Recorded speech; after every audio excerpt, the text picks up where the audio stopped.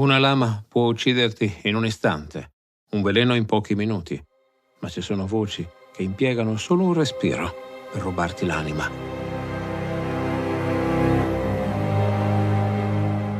Sono voci che promettono tutto, che sussurrano il tuo nome, che titillano le tue orecchie e il tuo spirito. Dicono: vieni, ascolta, saprai. E tu le segui, vai verso di loro per non tornare più. Odisseo è l'unico uomo che ha ascoltato il canto delle sirene e oggi vive per raccontarlo. L'unico che ha sentito quelle voci e non è morto su un prato circondato da ossa umane consunte. Ne ha però pagato il prezzo. Certe voci, una volta ascoltate, non ti abbandonano.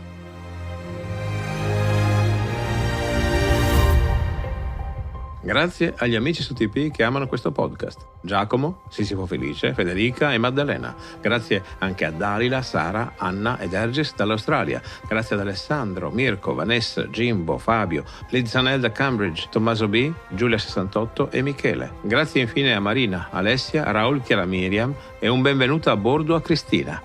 Un saluto a Gioele, che dopo quasi 2 anni di sostegno generoso lascia la nave. Grazie Gioele, è stato un onore navigare insieme, buon vento! Diventa anche tu parte di questa avventura, supporta questo podcast andando su TP usando il link in descrizione.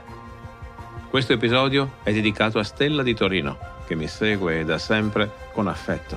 Ciao!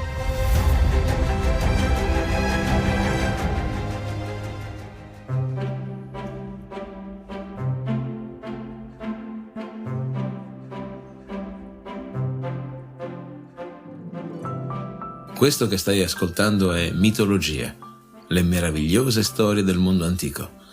Sono Alessandro Gelain, insegnante di filosofia, psicologia e scienze umane. Se vorrai stare in mia compagnia, ti offrirò le storie più interessanti della mitologia greca e romana. Il mito ha ancora molto da insegnarci e talvolta, come uno specchio, è capace di mostrare meglio a noi stessi quello che siamo. Puntata numero 261, La vita di Odisseo, episodio 21, Il canto delle sirene.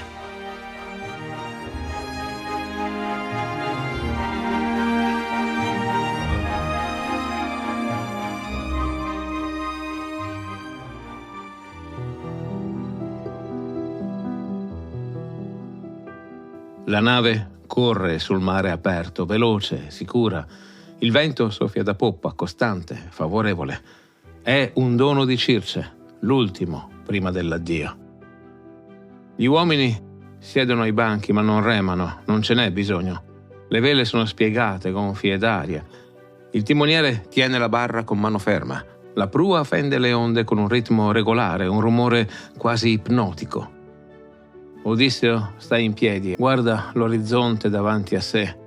Itaca è ancora lontana, lontanissima. Prima di rivederla dovrà attraversare pericoli che ancora non conosce del tutto. Circe gliene ha parlato, ma i dettagli li scoprirà solo affrontandoli. Il sole è alto nel cielo, ma presto inizia a scendere. Tramonta dietro di loro, tingendo il mare di rosso e oro. Arriva la notte e il vento si calma. Le stelle appaiono, infinite, sopra le loro teste. Nessuno parla.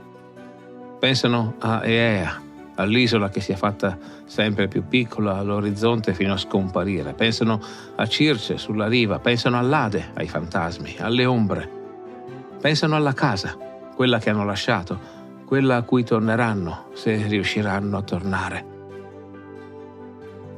La notte passa, l'alba arriva. Il secondo giorno di navigazione inizia e il vento riprende a soffiare. La nave continua a correre.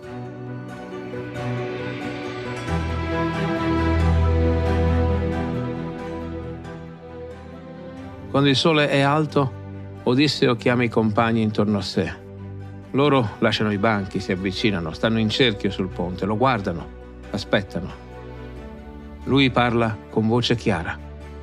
Amici, non è giusto che 1 o 2 soli conoscano quello che ci aspetta. Tutti devono sapere. Così Se verrà la morte, la affronteremo consapevoli, e se verrà la salvezza, sarà perché avremo agito insieme. Li guarda uno per uno. Circe mi ha predetto i pericoli che incontreremo. Il primo è vicino, molto vicino. Silenzio. Solo il rumore del vento nelle vele, delle onde contro lo scafo. Le sirene, dice Odisseo. Il nome aleggia nell'aria. Alcuni compagni si guardano tra loro, altri abbassano gli occhi. Tutti conoscono quel nome. Le storie si raccontano nei porti, nelle taverne, ovunque i marinai si riuniscono. Le sirene, creature che incantano, che chiamano, che uccidono senza toccare. Odisseo continua. Incantano chiunque le senta, siedono su un prato fiorito e cantano. La loro voce è dolce, irresistibile. Chi l'ascolta ferma la nave, scende a terra, va verso di loro e non torna mai più. Intorno al prato ci sono ossa, cumuli di ossa, corpi in decomposizione, uomini che sono andati verso quel canto, marinai come noi, guerrieri, mercanti, tutti morti, tutti divorati. Circe mi ha detto come riuscire a superarle. Vi dovrò turare le orecchie con la cera, tutte e due le orecchie, non dovrete sentire nemmeno un suono. Prenderete i remi e vogherete. Io vi guiderò con i gesti. Passeremo velocemente e quando saremo lontani vi toglierete la cera. Euriloco fa un passo avanti. Gli chiede se anche lui si turerà le orecchie. Odisseo lo guarda, scuote la testa. Lui, quel canto, lo ascolterà. Mormoriò tra i compagni, voci incredule. Ma mi legherete stretto all'albero, piedi, mani, busto, così stretto che non potrò muovermi. E se vi supplico di liberarmi, se vi ordino di slegarmi, voi mi stringerete ancora di più, con funi nuove, più robuste, capito? Euriloco lo fissa. Negli occhi una sola parola, perché? Odisseo non risponde subito, sorride, guarda il mare, poi torna a guardare il cognato. Euriloco, Circe mi ha detto che potrò ascoltare il loro canto se sarò prudente. E questa opportunità non la sprecherò, è pericoloso, lo so, ecco perché mi dovrete legare. Tace. Poi aggiunge, quasi sottovoce, quasi tra sé, voglio sapere cosa promettono, sentire quelle voci. Tutto accade all'improvviso, il mare si calma, il vento cade, non diminuisce gradualmente, non si affievolisce, semplicemente smette di soffiare, da un momento all'altro, come se Eolo stesso avesse imprigionato il vento. Le vele si afflosciano, la nave rallenta. Il ritmo costante delle onde contro la prua cambia, diventa irregolare, poi si ferma del tutto. Il mare diventa piatto, liscio come olio, non un'increspatura, non una cresta di schiuma, nulla. E poi il silenzio, un silenzio assoluto, innaturale. Non si sentono onde, non si sente vento, non si sentono grida di gabbiani, nemmeno il legno della nave scricchiola. Gli uomini si guardano. Sanno cosa significa. Il pericolo è qui. Odisseo fa un gesto, rapido, preciso. I compagni si muovono in fretta, ammainano le vele, le ripiegano, le sistemano sulla nave, poi prendono i remi, li infilano negli scalmi, si siedono ai banchi e aspettano.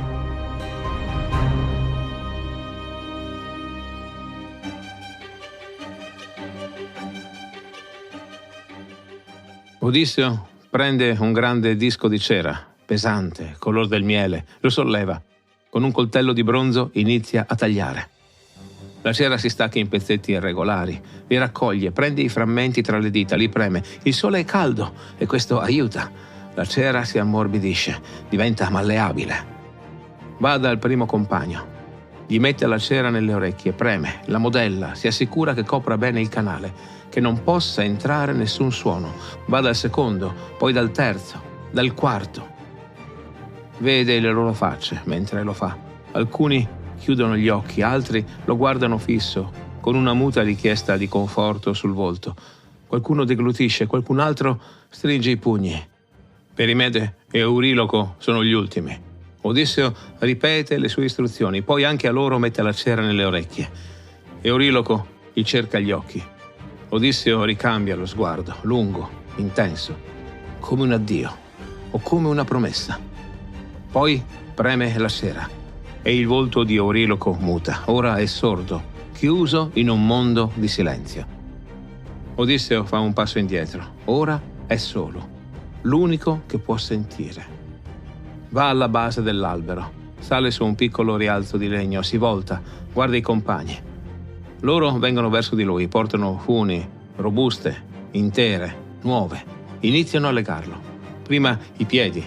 La corda passa intorno alle caviglie, stretta, poi intorno ai polpacci, poi alle cosce. Lo legano alla base dell'albero, poi le mani, dietro la schiena, polsi uniti, corda che morde la pelle. Poi il busto, una fune passa intorno al petto, un'altra intorno alla vita, un'altra ancora più alta, sotto le spalle, tutte fissate all'albero, tutte strette. Odisseo non può muoversi, può solo stare lì, ritto, immobile, esposto. Prima che si allontanino, Odisseo li guarda, Euriloco e Perimede. Muove la testa, fa cenni chiari, li guarda fisso negli occhi. Loro capiscono. Sa che cercherà di farsi liberare, con gesti, con la testa, con suppliche urlate che non sentiranno, e loro devono ignorarlo, qualsiasi cosa faccia, qualsiasi cenno. Euriloco annuisce, grave, Perimede pure. Poi si allontanano, tornano ai banchi, afferrano i remi e iniziano a vogare.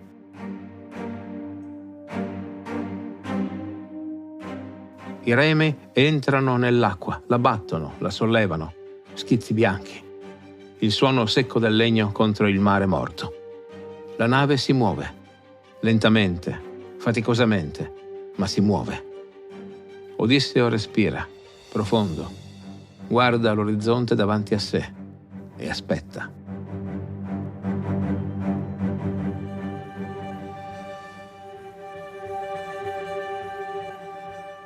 All'inizio non sente nulla, solo il rumore dei remi, il respiro affannato dei compagni, il mare che si apre e si richiude intorno alla prua.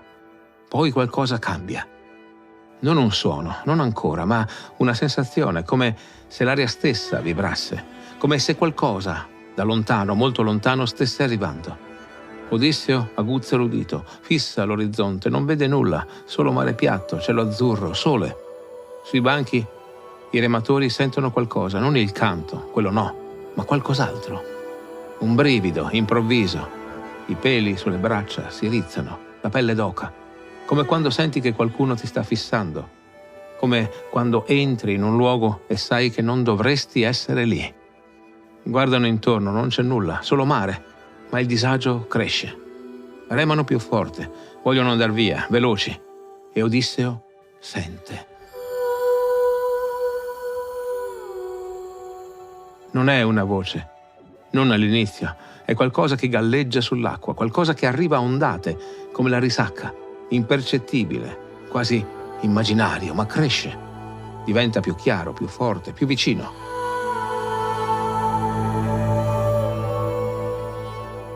E Odisseo capisce che è un canto. Non una voce sola, molte voci, intrecciate, sovrapposte, che si fondono in un'armonia impossibile, voci femminili, acute, dolcissime. Il canto cresce ancora, arriva ad ondate sempre più intense e comincia a distinguerne le parole.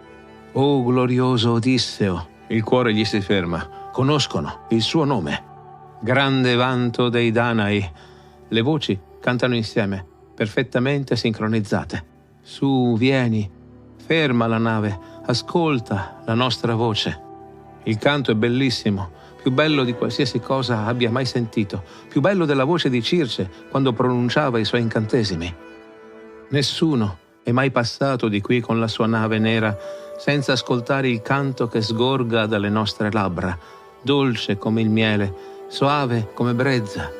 Odisseo sente il cuore battere più forte, il sangue che pulsa nelle vene, il respiro che si fa più rapido. Chi da noi si riposa, poi se ne va più lieto e più sapiente.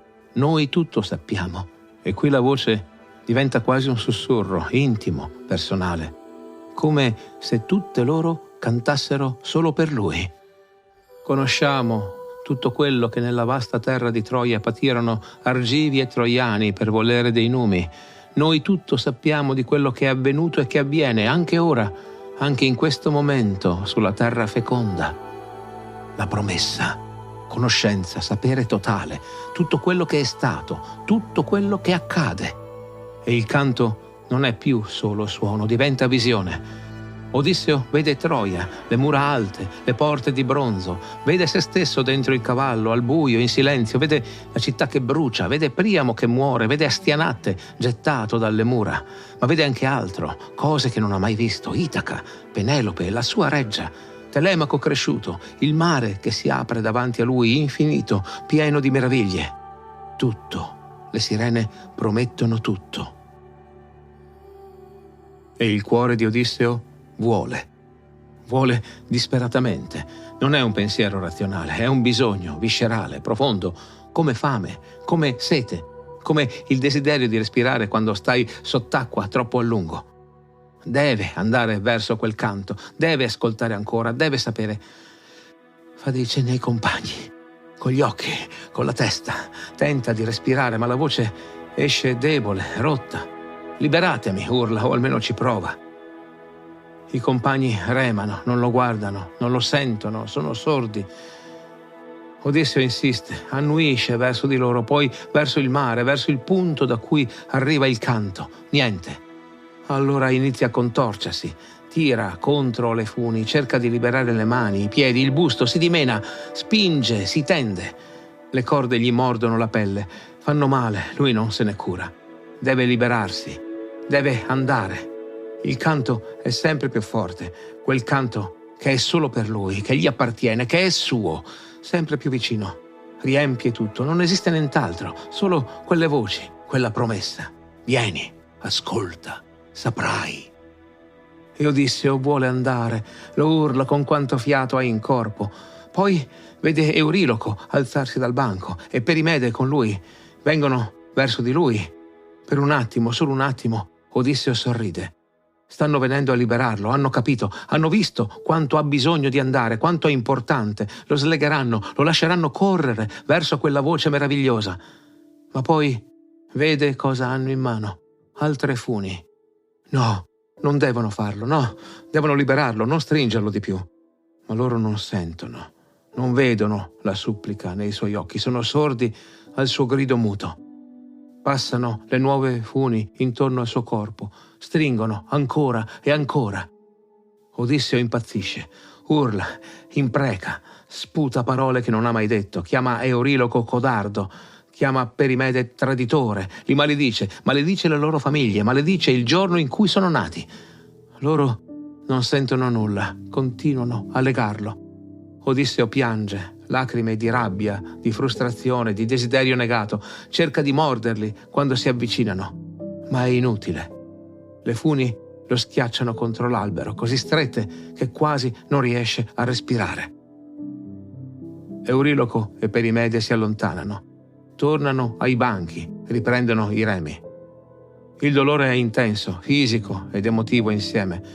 Vuole andare verso quella voce e non può, è intrappolato, prigioniero nella gabbia che si è costruito da solo. E il canto continua, dolce, irresistibile, mortale. Ma la nave va avanti. I remi battono l'acqua lentamente. Vanno avanti. Sui banchi i rematori sentono sempre quel disagio. Quella pelle d'oca che non passa, l'aria è densa, pesante, ha un odore strano, dolce e marcio insieme, come fiori che crescono su carne in decomposizione. Qualcosa galleggia nell'acqua accanto alla nave, un pezzo di legno, vecchio, forse parte di un remo o di uno scafo. Non guardano meglio, non vogliono sapere, remano più forte. Odisseo pende contro le funi, esausto, sudato, ansimante. I compagni continuano a remare, lontano, più lontano possibile. Poi, lentamente, il disagio passa. La pelle d'oca scompare, l'aria torna normale e l'odore se ne va. Uno si ferma, si gira verso Odisseo. Non lo vede più in preda al delirio, il suo volto è calmo, distrutto, ma calmo. Osa togliersi la cera da un orecchio. Ascolta. Niente. si toglie la cera dall'altro. Fa accenno ai compagni, anche loro si tolgono la cera. Tornano i rumori familiari, il mare, il vento che riprende a soffiare, leggero, le voci degli uomini. Euriloco e Perimede vanno da Odisseo, sciolgono le funi. Quando l'ultimo nodo viene sciolto, Odisseo crolla. Le gambe non lo reggono. Si siede pesantemente sul ponte e respira a fatica.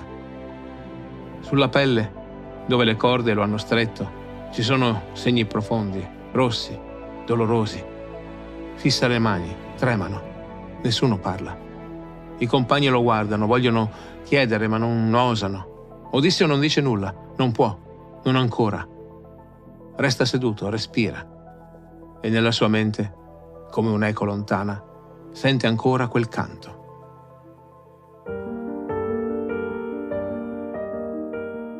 Nella sala di Alcino Odisseo tace. Solleva la coppa, beve. La mano trema leggermente. Tutti aspettano. Nessuno osa intervenire. Alcino si sporge in avanti. Neanche un uomo assennato può davvero resistere. Odisseo sorride, un sorriso amaro. Le funi, solo le funi mi hanno salvato. Nessun mortale può dirsi immune alle loro voci. Tace di nuovo, poi aggiunge, quasi sottovoce. E ancora oggi, a volte, sento quelle voci nei sogni e mi sveglio con il desiderio di tornare da loro. È il prezzo che pago per essere sopravvissuto.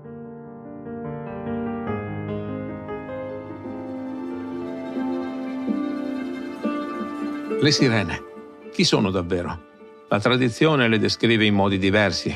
Omero non dice come è fatto il loro corpo, parla solo della voce, del canto, del pericolo. Altre fonti le dipingono come creature ibride, donne con corpi di uccello o uccelli con volti di donna, figlie del fiume Acheloo o delle muse, punite per aver osato sfidare le dee in una gara di canto. La forma con la coda di pesce, come le conosciamo oggi, è una trasformazione medievale. È il Liber Monstrorum, un bestiario scritto nell'VIII secolo in ambiente anglosassone, a descriverle per la prima volta come marine puelle, fanciulle marine con code squamose di pesce.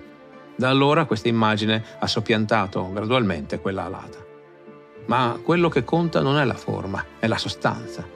Le sirene incarnano la seduzione della conoscenza, non la conoscenza vera, quella che ti fa crescere, che ti aiuta a vivere meglio, no.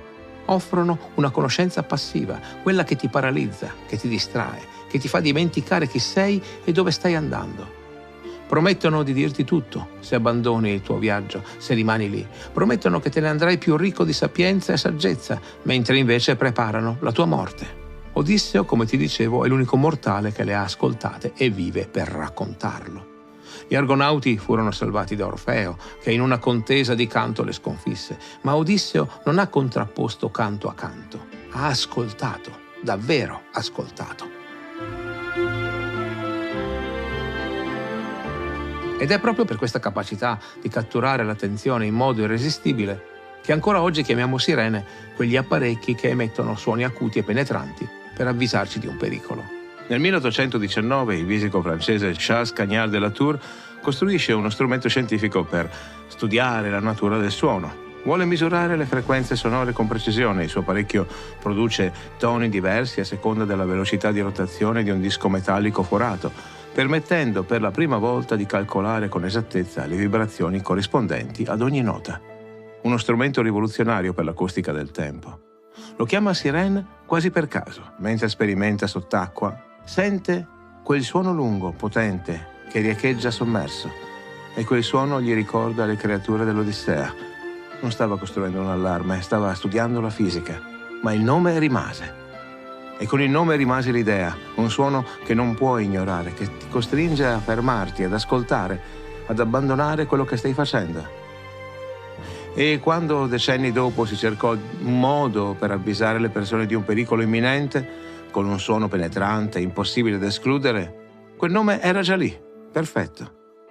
Le sirene delle ambulanze, della polizia, dei vigili del fuoco, degli allarmi antiaerei durante le guerre, le sirene delle fabbriche che segnano la fine del turno, tutti questi apparecchi condividono lo stesso principio. Quando suonano, devi fermarti, prestare attenzione, abbandonare quello che stai facendo. Un'ambulanza passa con la sirena accesa. Smetti di guidare normalmente, rallenti, accosti. Un allarme suona in fabbrica, lasci il macchinario, esci, ti metti in sicurezza. La sirena antiaerea ulula, abbandoni la casa e corri a rifugio. Non puoi ignorare una sirena, proprio come non si poteva ignorare il canto delle creature mitologiche. Il suono è fatto apposta per questo, penetrante, impossibile da escludere, irresistibile. La differenza è che le sirene moderne ci salvano, ci avvertono, ci proteggono, ma il meccanismo è lo stesso di 3000 anni fa, un suono che ti costringe a fermare tutto e ad ascoltare.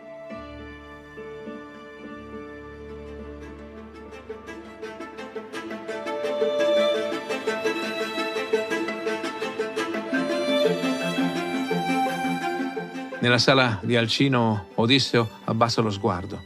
Cerca sui polsi e sulle braccia i segni delle corde che lo hanno fatto diventare tutt'uno con l'albero maestro della sua nave, ma non li trova. Scomparsi. Quell'avventura, per lui ancora così presente, quanto tempo fa è accaduta? Gli paiono 1000 anni, ma sono solo 8 anni.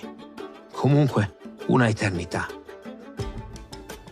Un sorriso triste gli imperla il volto. Poi alza la testa, come per scacciare un oscuro pensiero, e riprende a raccontare.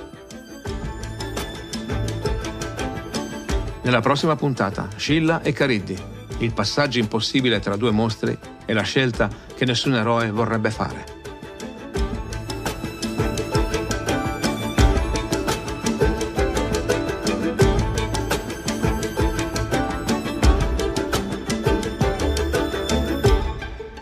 Fatti sentire, la tua voce è fondamentale per questo viaggio. Molti mi scrivono quanto amino questo podcast, ma poi sorprendentemente pochi mettono quel piccolo mi piace o il più su Spotify, che per l'algoritmo fa una differenza enorme. Metti un mi piace. Condividi nei commenti le tue riflessioni, ogni tuo pensiero arricchisce la nostra comunità e personalmente mi aiuta molto chi mi scrive cosa gli è piaciuto e perché.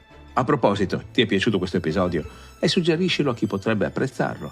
Non c'è gesto più sincero per far crescere insieme questo progetto. Pensa a quella persona che conosci e che ama le belle storie. Ecco, proprio lei. Falle un regalo condividendo questo o altri episodi.